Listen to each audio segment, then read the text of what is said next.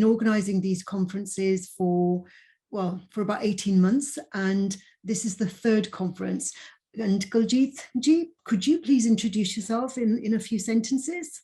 Hi, I'm Kuljit Thakkar. I'm a lawyer at a global law firm. Okay, great. And Palm? Also, my name is Parm. I'm from Toronto, and I do a couple of things. I own my own leadership development and coaching practice called Conquer Leadership, and I also work for the local healthcare system here in leadership development and coaching. So it's a pleasure to be here today. Excellent. Welcome to the discussion today. And Ini Korji? Guru Fateh, everyone. I am the creative director at the SEC Research Institute. I am based in Connecticut, the USA, and I am also a published author and a poet and an artist. Thank you. Excellent. Yeah, thank you. And Ranjit Singh ji. So I'm based in the UK, not very far from Jaspreet NG in Derby, middle of the country. And my Sikhi roles involve working with the local Gurdwara, the Ramgiri Gurdwara in Derby as the Assistant Secretary, and also have the honour of being Assistant Secretary General of the Supreme Sikh Council, UK. Okay, thank you very much. And Bhavdeep Singh ji? Anju, Guru Fateh, everybody. My name is Bhavdeep Singh, and I'm based in New Jersey, which is about half an hour outside of New York City. I'm the father of two children, Satwan Singh and Kiranjot Kaur, and my son just got married a little while back, married to Hanisha Kaur. So in the context of just about anything to do with Sikhi, I always think about my children and the role that I play as a father. And apart from that, Param, you and I have something in common. I'm also in consulting, do a lot of work with leadership development, coaching, mentoring, and strategy as well. So pleasure to be here again. Jasveer Kaurji, thank you for the invite. And thank you, and many congratulations to you. And Dr. Sarbjit Singh ji? Well, I'm ex-army officer, but then I have done about 10 years as a principal of engineering college in Gurgaon, Delhi. And I have been dean of the APJ Satya University for over 5 years. And now since I have retired, my interest is in blogging, and I deal with knowledge sharing is the growth. I'll be too happy to contribute little I know. Thank you. Okay, wonderful. Okay, excellent. So that is, I believe everyone has introduced themselves. I just raise your hand if I've missed you. I don't believe I have missed anybody out.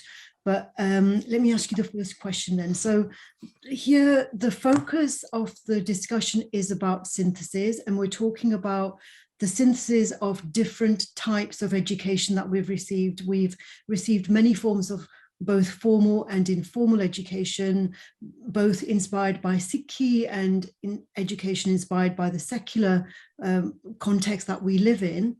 So the focus is, how do we bridge these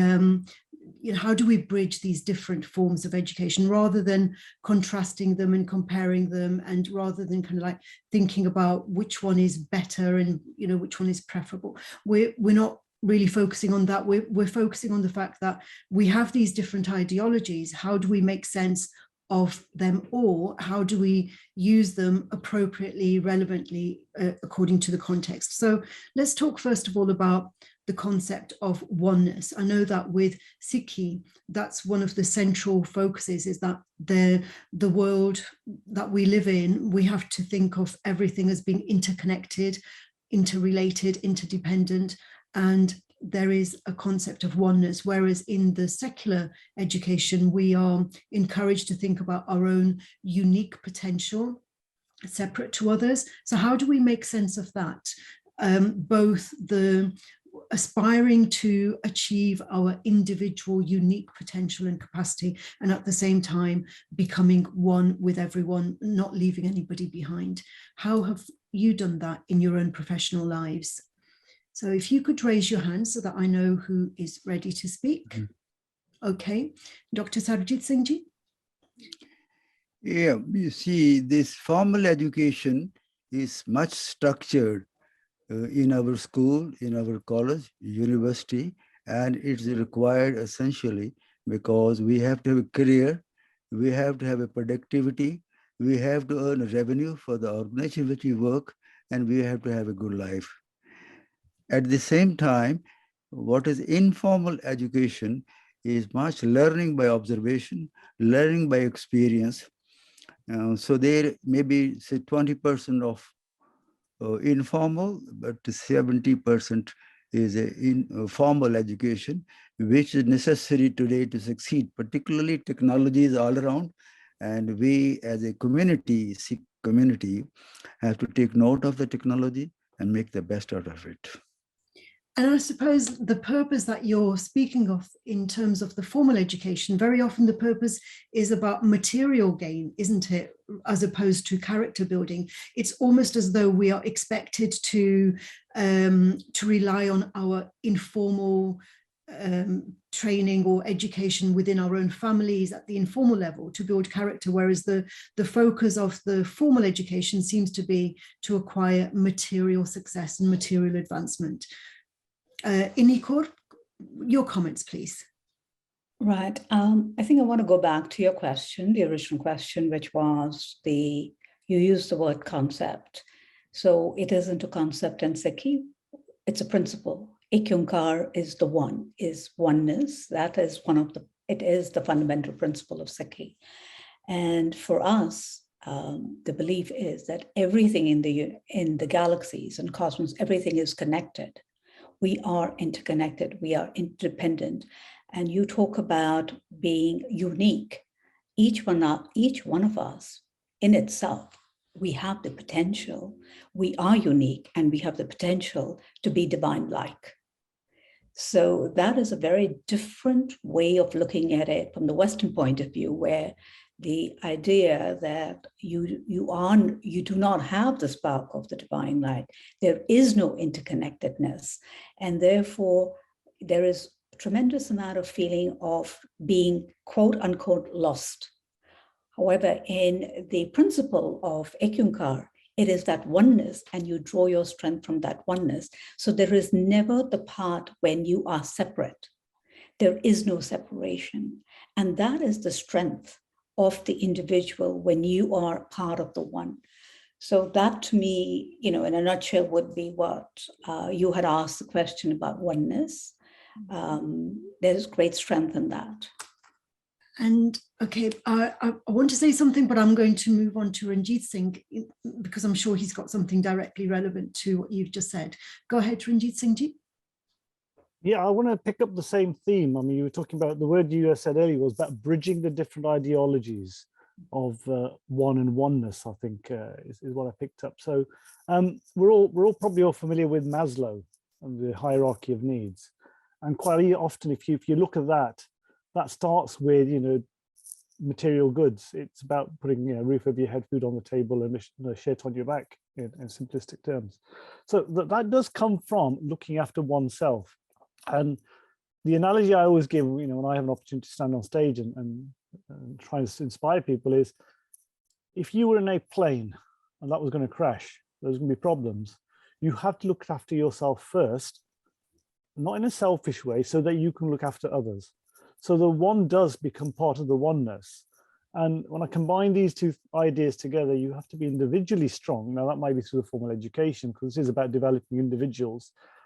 Maybe in some private schools, they talk more about developing people's characters and personality rather than the formal education of, reading and writing, etc., the sciences and so forth. So you have to be individually strong and self-aware. To what I'm going to say next is turn Maslow on its head. That when you go out into the world, you have to have that base within you. But if you look at society, and if you look at the cosmos, and start with spiritual, i.e. the bit at the top that people aspire to, but in many ways, I see Sikhi as being that's part of our DNA, you might say, that spirituality starts, almost from the day you're born, that you're taken to the Gurdwara, you are, presented to the Guru as a thankfulness of the gift that you've been given as a parent.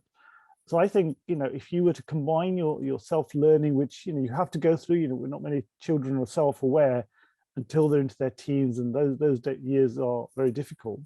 So I think the early junior days of education have got to be about the one individual as an individual. But layered on top of that is then, I think, the bridge to me comes where the child growing up has an innate or has a developed experience from around itself where it's serving others, i.e. developing a personality which is based on spirituality of the greater good. And I think the greater good is, you know, everyone else, everything else.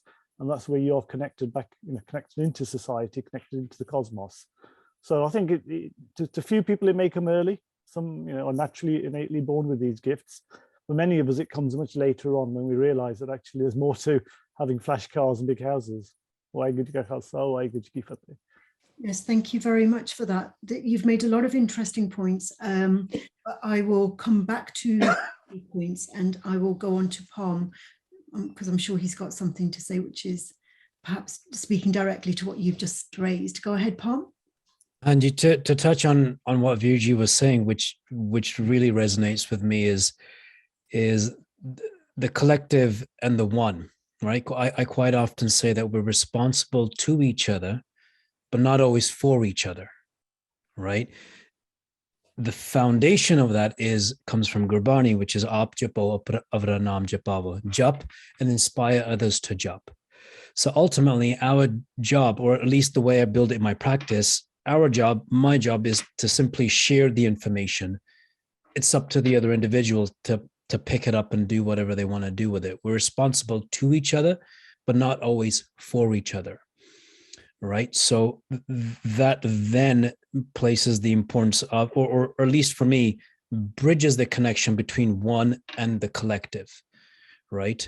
And then similar to what Inik Benji was saying was the connection to everything. And quite often how you do one thing is how you do everything. So if you're making an effort in this area of your life with ultimate discipline, focus, and aiming for achievement, most likely, not always, most likely, you're probably doing the same in other areas to some level or degree. So that then reminds me that everything's connected, right? Home's connected to work, which is connected to community, connected to faith. It's all connected, and it's all an iterative and circular process. So when we start understanding how each of those areas in our lives are connected, and we can inherently see the value of that connection, then we're playing at a different level. Then we almost take a macro approach and a third-party perspective and say, okay, I see all these intricacies in play. How can I leverage all of this to the best of my ability in an appropriate and ethical way? But how do I leverage all of this to the best of my ability to move closer to that sense of ideal, whatever that sense of ideal is for each person? You've probably heard this story, Palm. Tell me if this story is familiar with you, but this whole, I know Nikor is talking, saying the oneness is a principle, but it can also be taken as a concept as well. But, whatever, regardless of whether we label it as a concept or a principle, but this idea of oneness, have you heard of the story of this Hawaiian medical, he was a medical doctor, psychiatrist, and he cured these psychiatric patients without ever meeting them? Are you familiar with that story? It's very common in it's spoken about quite a lot in the coaching world. That's why I thought you might be familiar with it. He never met them. He simply changed himself. He worked on the, this ideology of that. If I change myself, if I change, whatever it is that they're doing, if I change that myself, it will have an impact on them. And it did, and these are, like verified kind of, there's verified records that he never actually met these patients. They were transformed. So yes, that kind of story came to my mind. So just wanted to share it there. Bhavdeep Singh ji, go ahead. I think it's interesting, the responses that everyone's given in many ways sum up everything that you've asked about, Jasveer Kaurji, the whole idea of one. And, we've all heard in different stages of our life at different times about the fact that we each have, all of us have an individual journey, right? We come alone, we go alone. And it was interesting what Ranjit Singh ji talked about, the whole idea of Maslow's hierarchy, right? And because I think there's a foundational principle around the fact that as individuals, there's some basic things that we have to satisfy, whether it's education, whether it's being able to have a roof over our head, whatever it might be. But quite honestly, if you step back a little bit, most of us are second, third generation immigrants. And if you look at us as a society, the likelihood that a conversation like this would have taken place 30 years ago was probably very, very low, because quite honestly, we weren't ready for this kind of conversation back then. There wouldn't have been any relevance or context. We would have been thinking, wait a second, we're still trying to figure out how to get jobs. We're still trying to figure out, how to get Sikhs to serve in the army. We're still trying to get these basic, it's only because, that we've established so many of these foundational things where Sikhs can be in the army, Sikhs can run for elected office. You can go through airport security. You can do all of these foundational things. And Ranjit Singh, the point of Maslow's hierarchy, the reality even as a community, we had to actually go through these steps, right? Before we could have this type of conversation.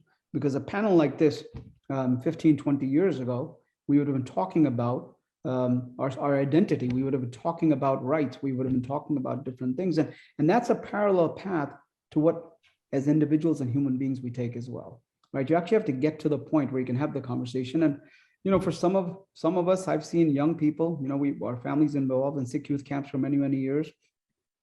At age 14, you look at somebody and say, my God, they've got this thing figured out.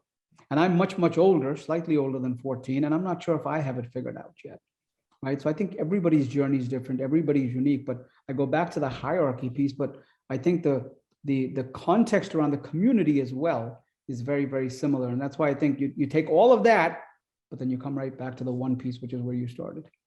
Mm-hmm. Okay, excellent. Yeah, absolutely. I totally agree with you that the timing is now, and this is why I'm advocating these ordinary conversations between people like yourself and myself, because these are ordinary conversations which, as you say, 30 years ago, I couldn't have with people in my community because not many people knew who Maslow was, and we're just talking about Maslow as like everyone knows Maslow, and that's because we've been educated in a particular way where that example is given again and again. But whereas, if you're talking with people who are educated in a different place, they might not, it might not be one of the examples that is foremost in their mind, and vice versa.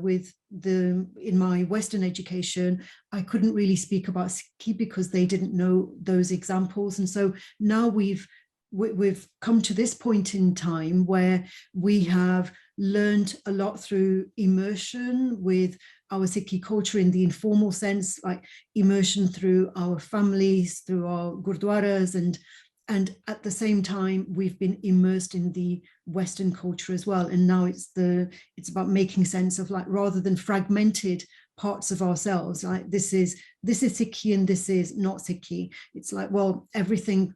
It's like in the earlier example, in the earlier discussion, somebody talked about being, they used the concept, the metaphor of a cookie. If you bake a cookie with sugar and flour and butter and whatever, you can't take out the butter and isolate it after it's already been cooked. And that's how we are. It's like when we've lived our experience with all these different influences, we can't easily separate them out. Like, I would find it difficult to explain what the difference is between a concept and a principle, because for me, the idea of oneness, I can't really analyze it to that extent. And so, so this is what we're talking about. It's like, how do we make sense of all of our influences and the informal and the informal? Kuljit, do you have anything to say about that? And please raise your hand so that I really don't want to put anyone on the spot, but if I find that I haven't heard from you for a while, then it kind of makes it seem to me that maybe you technologically, you haven't been able to use that button because it's not always as familiar to everyone as we think. Do you have something to say about that, Kuljit?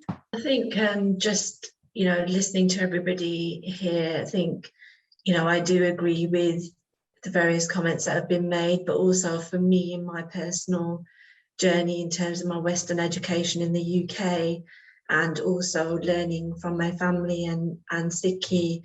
It is, as Bhavandeep Baji says, it is a journey for each and every one of us to have, and there'll be things at certain points that are different to everybody else. And I think those experiences, whether that comes through education, whether that comes through travel, whether that comes through, you know, education at the Gurdwara, whether that comes from own self-learning, that in itself gives you that sense of oneness. And I think, you know, with oneness, it's such a broad concept that, you know, anything can come within that, but it's something that is meaningful to you, but also that you give back to the community as well, in whichever, you know, shape or form that you feel the dedication, the need to give back.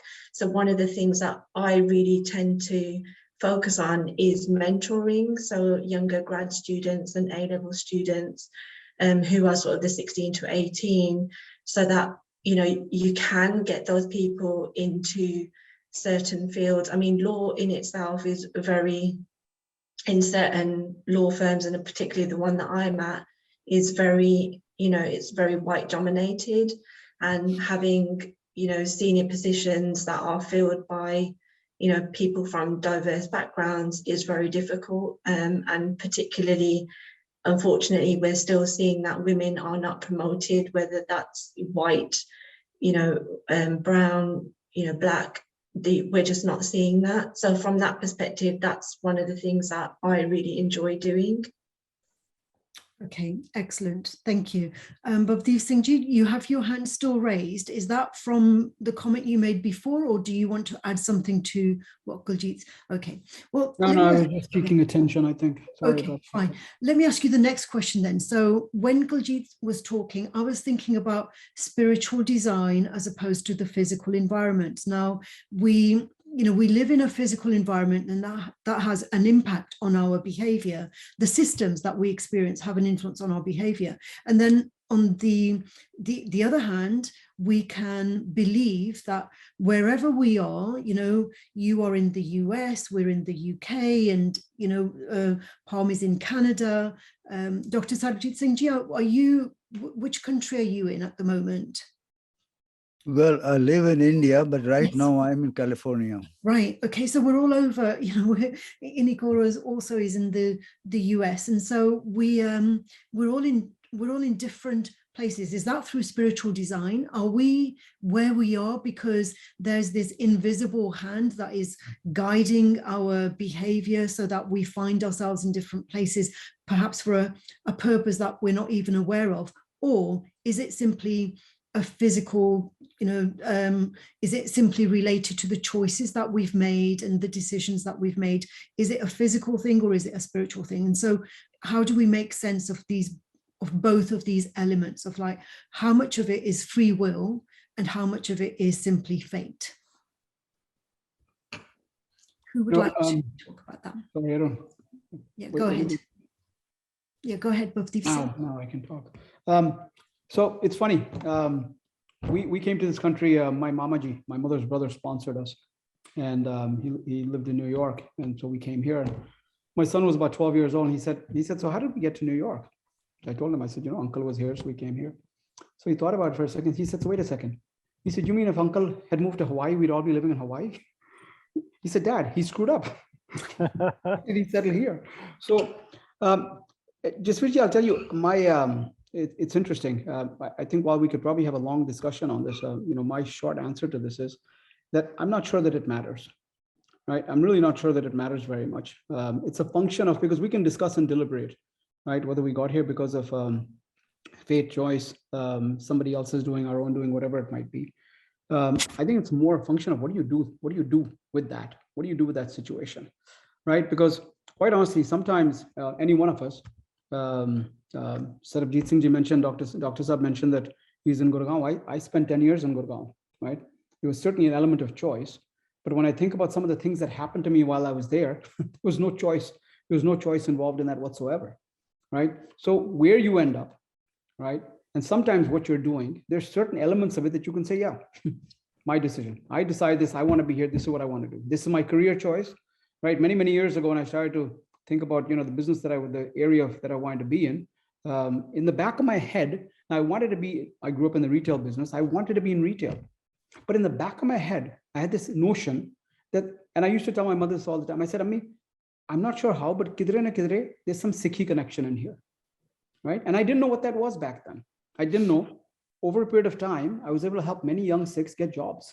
People who were first coming to this country, because it was a retail environment, we employ thousands and thousands of people. So I was able to help many people get jobs. So I think while we can have a long, rich discussion, because I think that even within decisions that we make, there are things that then happen that have nothing to do with you and have a significant impact and a ripple effect on your life, on your further choices, further decisions that you make. So I'm, again, the short answer for me is that, decision within a decision, within a decision, within a decision, not to mention that the actions and the things that happen to you, I think at some point it comes down to not so much about how you got there, but what do you do with that? Mm-hmm. Right. And Ranjit Singh ji, I know you have something to say about that. Yeah, I echo Babdeep Singh ji's sentiments and views there, that a lot of what happens is a choice, you might say. So I'm just sharing a small story with you. When I was maybe 10, 15 years old, early teens, we were asked to do a school project about our parents. I ended up sitting there with my dad and asking him questions about his life. And I wrote a short piece on it. And lo and behold, I discovered very much like the stories we're hearing today. It could have ended up in Hawaii, a bad choice. He'd journeyed across India. He journeyed through the Middle East, working out of economic necessity. And he ended up in London. So how did we end up 120 miles away in Derby? And there's stories behind that. And a lot of the theme through that was economic necessity or friendships. So there were choices made not out of spirituality, but out of necessity, out of the physical environment, being around people that you were familiar with being with loved ones, etc. But one thing that really hit me, the theme through all those stories and all the places he'd visited, he said, my Sikhi was pakki. He goes, in every place I went to, I was, my arms were twisted. I was told you got to cut your hair to get a job. And he goes, well, excuse the language, screw the job. I will keep my hair over a job. So I think we do have as Sikhs something deep within us, which is very spiritual. And some people did cut their hair. I'm not knocking one way or the other. Economic necessity, required that. And a lot of them, then many years later, when they perhaps were a little bit more established, kept their hair and came back in the Sikhi troop. But that spirituality within them, and I look at the old Gurdwara photos in Derby from the 60s, and I look at these, and people say, well, this is the committee then. And I look myself, there's only 2 out of 20 with Paggan or the stars sajaiyan. So yeah, but that Sikhi was Pakki. They worked hard, but they kept the spirituality, the Sikhi spirit alive by coming together in the Gurdwaras. So wherever we are, we have this innate spirituality which drives us. And perhaps out of all the faiths over history, we're one of the luckiest ones, you might say, where fate may play a part is, at the time of Christianity, it was very bound by the region it was in. The Islam religion, again, was very bound, and both religions only sort of went further afield to conquer and use religion as a conquering force. As Sikhs, we're in a different point. We haven't traveled abroad to conquer. We haven't gone abroad to, take over lands. But we're in a very unique position that our identity allows us to be held, in high respect. I know there are some incidents and so forth. Rubbish happens along the way. You fall over, potholes and so forth. But generally, I think we're kept held in high regard because we do innately have this high spirituality which guides us. I think there is a guiding hand somewhere at the back. Yeah. As I say, God works in mysterious ways, and maybe that's the mysterious way he's working in, or she's working in, to put us in the pretty much every country on the planet. And I'm sure there are Sikhs in Hawaii as well. And if I ever go out there, I shall seek them out.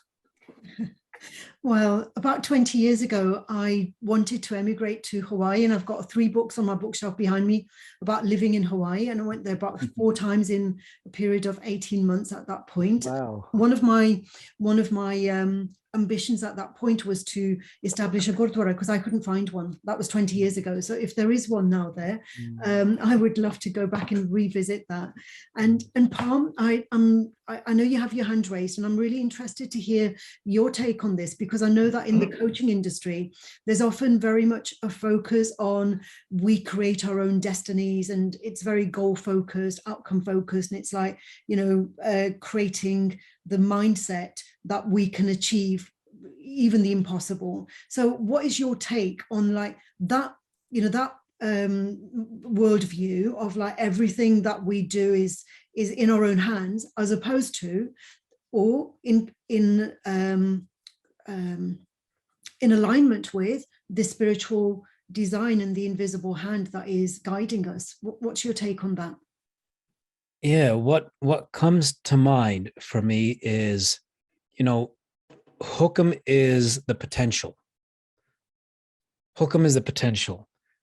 Uddam has to be there for the potential to actually manifest, right? So for example, if we just take a very basic example, and let's say I'm unemployed and I'm lying on the couch watching Netflix all day, eating a bag of Cheetos.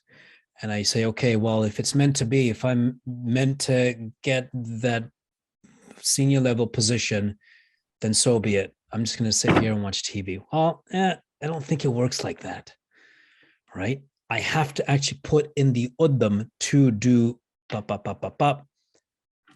the hukam to manifest, right? So what comes to mind is almost like a partnership with Waheguru to say, okay, Waheguru, I will put in the uddam, I will do the work, I'll put in the blood, sweat, and tears, and then ultimately what comes after is what I've earned if it is meant to be. But that can't happen if the uddam doesn't, right? And I look at myself, and a perfect example is the current role that I have within the healthcare system in a leadership development and coaching practice. If you had asked me 3 months ago, there's no way I could have predicted how things rolled out, and without getting into too many details. But I know it's because partly of the uddam that I was able to put in. Again, no ego. It's Waheguru gave me the opportunity to put in the uddam and the work. So that's what happened. And that manifests in the way that it did with this new role within healthcare. So the same in the coaching world. It's not so much, hey, we're going to magically do everything for you, you're good to go. It's what's the effort that you're going to put in. If you put in the effort, if you take those baby steps, then there's a much stronger likelihood of you reaching that sense of ideal. And keeping in mind, this is all a game of inches, right? It's every day, day by day, baby steps, to keep moving forward, putting in that everyday uddam to ultimately earn the opportunity for hukam to manifest. Okay, that's very interesting. Yes, it's that seems to make a lot of sense to me, because one of the criticisms that I see of people trying to emulate Tony Robbins or the other personal development gurus, it's like, well, they are not the same. It's like they have their own unique destiny, and they live in a very different context. Their environment is different, and so for somebody who is their contextual starting point is very different to theirs, they're going to be highly disappointed when they don't achieve the same results. So people can set themselves up for failure and to burn out because they're trying to copy someone else's destiny. And Guljeet, I see your hand raised, so sorry to keep you waiting. Go ahead, Guljeet. Oh, no, that's fine. Yeah, I agree with Baron's view. I think you need both. There is fate, the hand of God kind of behind you, but you have to put in the effort yourself as well. And I think sometimes, like when there's a decision that's made and you get this gut reaction that it's not the right thing, you know, it's kind of God's way of saying to you, maybe this isn't the right thing. And I think if you're in tune and you're intuitive, you do tend to kind of make the right decisions. And I think sometimes you are guided towards various things. I mean, even for myself, I think back and I look at my career, and from the age of 10, I always knew that I wanted to be a lawyer, but I was really discouraged by a lot of people not to pursue it because I wouldn't be able to retain where I wanted to be. And I actually ended up training at a top 10 global law firm, which no one ever thought I would. And actually, even, you know, a couple of years ago, I ended up being in a position where I'd actually interviewed at another job, and then another job came up because I'd previously worked there, and that gave me the edge to kind of be a specialist in my field for telecoms. So, and I'm the only person in the UK that has that knowledge from all three aspects, which, and I'm not saying it in an ego way, but it's kind of funny how that kind of came about, because it didn't come about in the way that I was looking for it. It kind of came to me. And I think, you know, looking at those things, I don't think there was a series of chain reactions in order to get to that point. Excellent. That's an excellent example, because as you were talking, I'm thinking about the words that came to my mind were serendipity, synchronicity, and let me relate this to the next question that I was going to ask, which was about the education, the secular education that teaches us that the scientific method, it's about logic and an objective truth, you know, striving, you know, that our purpose in education is to strive to focus on attaining this truth that is absolute truth, or almost absolute truth. And then we have the arts kind of education, which allows for that subjective truth. And for me, Sikhi is very much about, it seems to lean towards subjective truth, because we are allowed to, you know, we're encouraged to think of different religions as being alternative pathways to the same truths, you know, so that religion is subject to interpretation, and that there is no one absolute truth, there's subjective. And maybe Inigor has got something to comment on about this, about the difference between subjectivity, being a poet, and at the same time, the scientific method is not always to do with the life sciences, whatever. Inigor, what's your take on this difference between subjectivity and objectivity? Because when Kuljit Kaur was talking, I was thinking about serendipity, these lucky coincidences that, you know, life coming together, all these synchronistic events, which someone who has a leaning towards the subjective kind of pathway will think, well, you know, there's meaning in that. Whereas somebody who's very kind of objective will say, it's just a coincidence. There is no meaning. There, you know, we can't kind of like try and add meaning when there isn't meaning. What's your take on this, Inigor? And then I'll go to Dr. Sarabjit Singh. No, it was interesting listening to the previous conversation, and then just leading up, they're all connected. It really is how you choose to live your life. And each one of us does it in a very different way. So if you choose to believe in hukam, that hukam is the guiding factor, and the effort, as Param says, is you have to do it, but you're not tied to the fruit, the result. That is a gift. The effort is very much there, but there is, I mean, if I can say, you know, even 10 years, 15 years ago, if I knew what I was doing now, there's no way. If I knew I was going to be in the US, things move in a different way. To be able to open yourself up and believe in something larger than yourself. And I think this is the hardest part in the Western education, where you are taught you are supreme and you have control. And then you end up in situations, not hypothetical, like in COVID, all the plans, all the 5-year plans, 3-year plans of every, you know, Fortune 500 down to the individual person went out the door. That was a humbling experience. Who is in control? You can call it destiny, you can call it world. And then the question is, if you believe in the hukam, then you ride with it. You may not understand it, but you may ride with it. Now, the subjectivity and objectivity is really personal. It's the way you look at life. Each one of us looks at life in a very different way. And it's an individual choice for me to even say that, to look at it in this way or that way. But I derive my strength from the faith, from Sikhi, where the openness and the vastness, where there is so much available, the idea of not wanting to even convert anyone to your faith, and hence we are not the conquerors, because the Jyot is in everyone. That vastness, that openness only comes, then changes your worldview on everything. It actually shapes you. I'm not quite sure whether this answered the question or not, but I would really like to explore with the panelists on what it is that drives everyone, and when is it that the surrender happens, and where you say that you are no longer in control. That's that part. It's not that you don't have control of your destiny.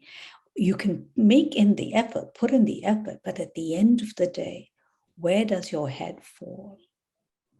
And I think the pain that we all go through, particularly in the Western education, that you go through the 12 years, you go to the 4 years, and you get there, and then you're going to get somewhere. And when you don't get to that someplace, it's hard to take it. And you don't allow yourself the luxury of meandering. You might get there a little later, but this meandering is equally important in anyone's journey. You see, in Nikor, it's again, I'm looking at Parm Singh here, because within the coaching world, it's very much, it's like, to have a coach is to take the shortcut almost. It's like the direct line, you know, rather than meandering. Somebody like myself, in my life, I've meandered, I've circled, and I've enjoyed doing that. I've had 3 or 4 different careers, and, you know, started from the beginning again and worked my way up. Whereas people pay thousands of pounds to learn how to take these shortcuts, which will get you from A to Z in a direct route, you know, without these meanderings. And again, it's to do with this subjectivity. It's like, if you think, look, you know, success, there is a formula for success, and that formula for success is scientific, it's proven. You know, I'm sure we've all seen adverts for proven formulas for doing X, Y, and Z. And Ranjit Singh Ji, what do you think about that? Sorry, Dr. Sarabjit Singh, I'm going to come back to you in a minute. I thought you wanted to go to Sarabjit Singh first. I'm just yes, I did. queuing up, but I did. It's just okay. that his hand wasn't raised. So, okay, Dr. Sarabjit Singh, what's your take on this? And then we'll go to Ranjit Singh. Well, I have one more point to make. That when we are discussing how to build a nation, how to build a society, how to build our younger generation so that in future they have spirituality, they have science, they have technology. If we have to search our past, we got to go through the literature, go through the records, go through the happenings of the past. My own experiences, which is of course more than 60 years ago, that in our schools, particularly middle school, high school, and thereafter, every school used to have a small Gurdwara at the entrance. And in our syllabus in Punjab, one period was compulsory in a week. The subject was Dharmak, where we talk of the religion, we talk of the Sikhi, we talk about the principle, we talk of our gurus, we talk of spirituality. It was mandatory and it was evaluated. I found that was very useful way that while we are studying science and drawing and mathematics and physics and chemistry, we are going along and progressively building an element in us. There is something spirituality inward. Gurmani says, Nak, Nath, Khasam Hath, Pekir Takke De, Jahan Dana, Tahan Khane, Nanka Sach E. Where the destiny will take you, but Karam, Udam, Mehnat, effort. That is a must. Now, in this world where we have to coexist, if I am okay, I can make few more people okay. If I am not okay, then very little I can contribute to build society. So it is important for us to have a holistic education for career's sake, for nation's sake, for building community and righteous way of living and happy. So my take is that education at primary level, secondary level, tertiary level, university, as we go along, there should be an element. Number of societies and foundations have come up, they talk of spirituality and science. And I am from technology area. So we say spirituality, technology, and science. All three makes a holistic. If we separate them out, bifurcate, then we find we may be lagging somewhere. Bridging the gap, becoming holistic and becoming well up, I can help many people. And our religion says that aap japo, avara naam japavo. And if I am well up, I should contribute significantly, if not 10%, at least 5%. It may be time, it may be money, it may be effort, it may be resource, it may be sympathy, but I must do. So holistic education will help us.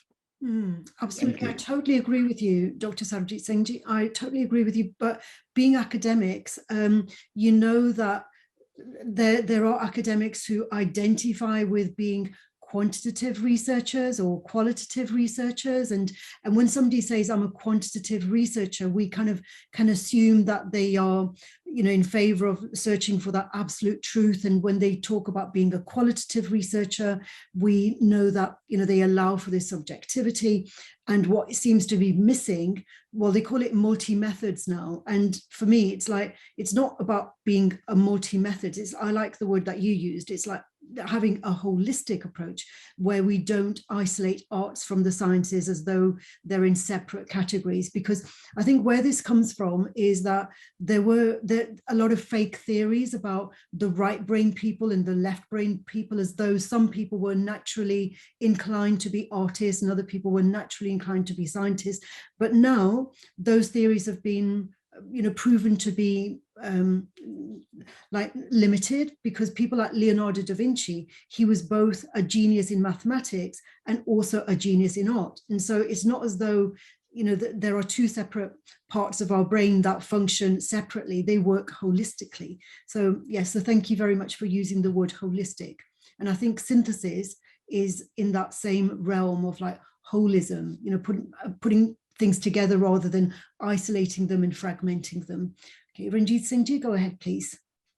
Thank you. If I can pick up those themes that Inipen Ji and Dr. Sarabjit Singh Ji have mentioned, this in my head, you know, let's take a very simple concept that 500 years ago, science was, you know, very limited, and therefore we were very subjective in our beliefs. You know, we believed, or many people across the planet believed, that the sun went around the earth. So that was a belief system based on subjectivity. That is what we observed. As I see it, that was then upheld by some godliness, some waheguru, some external force, you might say. As science has chipped away at those, you know, things that we didn't understand and made them understandable, the fact that the earth is not at the center of the universe, it's the sun is the center of our universe locally. As those truths came about, they came about because science did develop. Okay, so I think whilst you can see the two as a holistic approach, it is, the more we understand the stuff that we blame or allocate to God, so science increases. But the vast knowledge, or the amount of knowledge out there is so vast that, you know, you have to individually get to a point where you just give up. And I think Iniko, you know, asked the question, when does that realization come? You have to give up. You know, in the words of a very famous Disney song, Let It Go. When you let things go, your eyes awaken and your eyes open to the multitude of possibilities that actually do exist, the subjective nature of the universe. but it has to have some sort of objective base. You have to understand 1 + 1 is 2. You have to understand if you mix, black and white, you'll get gray. You won't get black or white. You'll get some sort of in-between color. So I think those axioms, those fundamental truths are there. As the more you learn, it's easier for your eyes to see that which is difficult to see. And I kind of share a little story about. I was 18, so I went to university, and the career, I'm a chartered civil engineer. So civil engineer, you think science, mathematics and everything. And here's the irony of it all. So in the UK, we have the Institution of Civil Engineers. So when you train, you become chartered, you're a member of the institution. The institution's founding statement, and this really threw me, was nothing to do with science. It said civil engineering is the art of. The art. And you'd think naturally that engineering is a science subject. It's not. And it blended that thought in my head at that time, that it's the art of, and then it goes on to the directing the resources in nature for the use of mankind. And so I think many people ahead of us have already had these realizations, whether in Sikhi or non-Sikhi areas, that actually there is this holistic approach, that the more you understand, the more you realize there's more to understand, and therefore you not give up, but you realize that there's an infinite amount of wisdom. And in many ways, we've heard, you go with the flow. You let the universe take over, and not take over, you still have to do the other. You still have to chip away day in, day out, put the graft in. There's no smiles without doing the miles. So you have to put the miles in, and smiles will come. So it is, and some of us, get to 50 and then realize, oh my God, is this what it's all about? And then you have children at the age of 5 or 15 who have this realization, and I think we're all on a different journey, and I look at it as baking a cake. We all know what the ingredients in cake are, but every one of us will, with the same ingredients, bake a different cake. There will be someone will put a little extra sultanas in it, somebody will put extra sugar in, somebody will make it a bit drier, but it's still a cake. And I think that's what we bring. We bring our own individual personalities blended in with this awareness that actually we're a very small part of this cosmos. And once you let go, more opportunities and more possibilities arise. That's my personal take on things. And it kind of, I think it aligns with many other thoughts I've heard this evening. Yes, absolutely. And this concept of civil engineer and it being an art, whereas if we have engineers or architects who don't recognize their profession as being an art, then that's when we get properties built which are not totally fit for purpose, because they've designed the structures, but they haven't thought about the people who are actually going to be living in those structures. So yeah, go ahead, Paul. Angie, so on the same note, there's an American physicist called Neil deGrasse Tyson, and I've heard him say it, and I'm paraphrasing, and I'm probably going to butcher this, but what he says is something to the effect of how unbelievably egotistical, the stubborn of us, to think that we're the be all and end all, and that there's nothing else in play other than humans, or nothing else exists other than humans on this planet, and there's nothing else, right?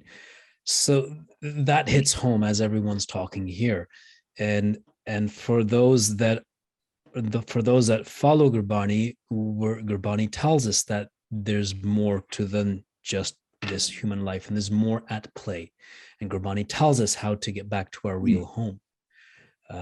So all of that is building up, right? And then when it comes to the formal education piece, Benji, emotional intelligence, EQ, EI, all of that's becoming so much more important, or we're becoming a lot more aware of how important emotional intelligence is within work, life, school, all of that.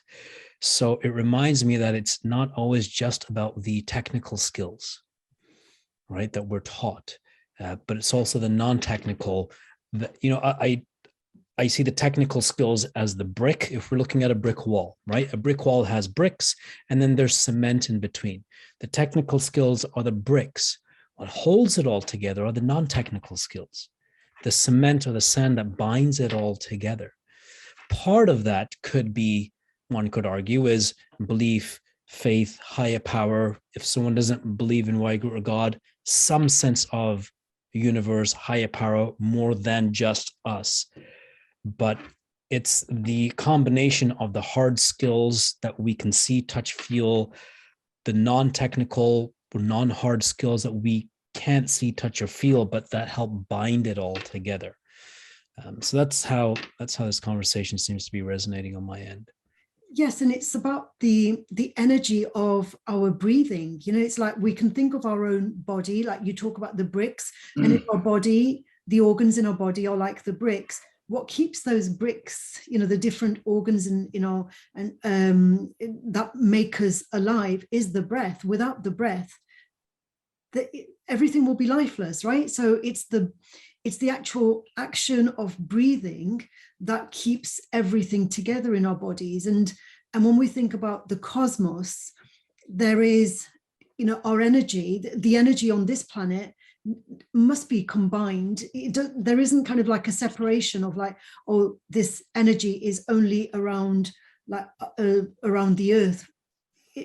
The energy is energy throughout the cosmos, and that's where this isolation becomes like, it creates parameters, it creates these categorization of like life on earth. It's like, well, life on earth doesn't, as you said, it doesn't simply end. There isn't a limit. It goes on and it transforms, because energy we can't actually destroy energy, can we? Bhavdeep Singh Ji, you have your hand raised. Yeah, I was just reflecting on all the various comments, and you know, it's interesting. Most of us, when we grew up in a very structured environment, right? We grew up with rules. We grew up with specific. You know, when I was growing up, you could watch TV for an hour a day on Monday to Thursday, right? And it was timed. You had dress codes. If you went out, you dressed properly, right? Everything that we did was very much driven by a framework, right? We lived a life within a framework. And the US started to change first, just by virtue of culturally, right? If you think about what happened in the US in the 60s, civil rights, the whole hippie stage, and the kind of changes that took place here, India took a bit of time. I've often said that if Bill Gates and Michael Dell had grown up in India in the 1970s, they probably would have become halwais, right? Because the system wouldn't have let them come up. The system would not have let them come up back then, right? There's no scenario in which they would have. But I can tell you that today, we're seeing all sorts of versions of Bill Gates and Michael Dell's in India, where people without formal educations are doing big things and getting recognized for it. It's no longer the barriers and just having some sort of a degree or some sort of a thappa. And Harvard did a study, Param, you talked about a couple of minutes ago, where about 3 years back, Harvard Business School did a study where they've actually said that the success in professional life going forward will be far more dependent on EQ versus IQ, right? Because there's an assumption that a simple level of common sense driven by a high level of EQ would actually be a bigger ingredient for success than, you know, the other way around, which is what it's been for many, many years. And so if you think about all those things, and I think about everything that we've been discussing around the individual versus, you know, the one, and then you talked about objectivity and subjectivity. I think that we're entering a space, and you know, where it's far, far more about the one, the individual. Every individual, I have 2 children I mentioned earlier, raised in the exact same house, raised very much with the same conversations, the same discussions, the same environment for both children. And my God, they couldn't be any different. My daughter is a free spirit. My son is a very structured young man. You know, my daughter went to a wedding recently. My son went to, you know, we both went to the same wedding. And how was it? My son said it was great. It was nice, wonderful. My daughter said, why is there only one horse? Why is there only one horse? Why aren't there 2? I don't understand. Why aren't there 2 horses? Right? So I think that Jasveer and I grew up, you know, priding myself on being very objective. And quite honestly, the older I get, the more subjective I'm getting, right? The more I'm starting to define life. You know, I read somewhere that old enough to know, right? But old enough to not care. And so the whole idea, we started with this conversation of one, then we talked about subjectivity and objectivity. And then we've talked about the structured environment and where society, the kind of expectations we have. And I think that, quite honestly, I think we're living in a stage where it's about one, it's about subjective. It's really about, because the environment everywhere allows us. There are no restrictions for people like us. There's no restrictions with people that we engage with on a daily basis. There's no restrictions in terms of what you want to do, where you want to do it, how you want to do it. And so I think we're just getting started, quite honestly. I don't think we're at the end of anything. I don't think we're in the middle of anything. I think we're just getting started. And I think the really fascinating conversation, if we had a conversation like this a year from now, 5 years from now, would be, where's this taken us? And net, are we in a better place than we were in 2022? Yeah, thank you. I remember the word relevant. You use the word relevant a lot, that you think it's really important to be relevant. And for me, being an educator, I think education needs to be relevant. And a lot of the education that we have is not relevant to everyone equally. It's relevant to some people, but not relevant to a growing majority, in my view.